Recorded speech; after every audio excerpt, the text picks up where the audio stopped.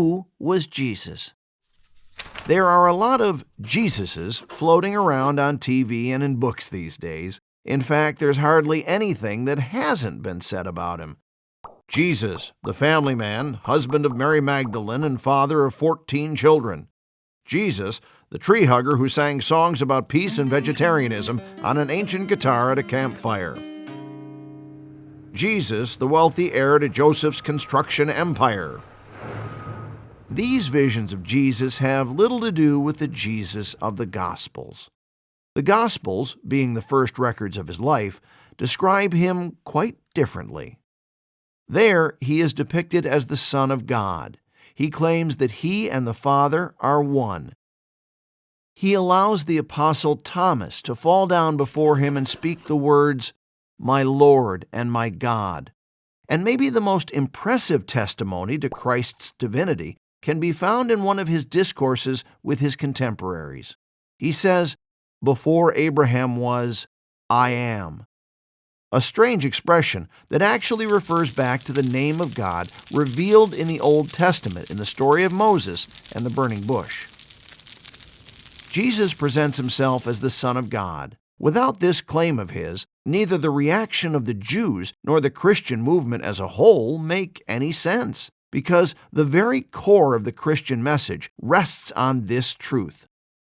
Only if Jesus is true God and true man does his saving deed on the cross have the power to restore fallen man to communion with God.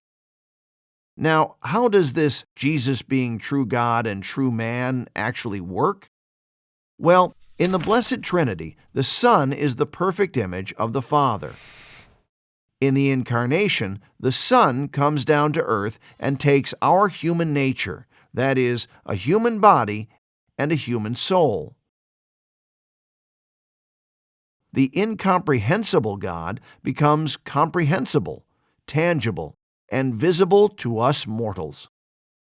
Of course, in the Incarnation, the Son doesn't leave the Trinity.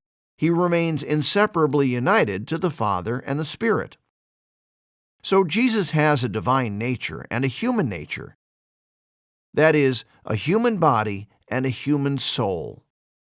Now, when it comes to us, we call it a human person if there's a body and a soul that are united. But in the case of Jesus, he doesn't become a person at the Incarnation. He already is a divine person from all eternity, the second person of the Trinity. And it's precisely as this second person of the Trinity that he assumes our human nature. When we address Jesus, we address a divine person who has assumed our human nature. Jesus is one divine person with two natures. He is true God and true man.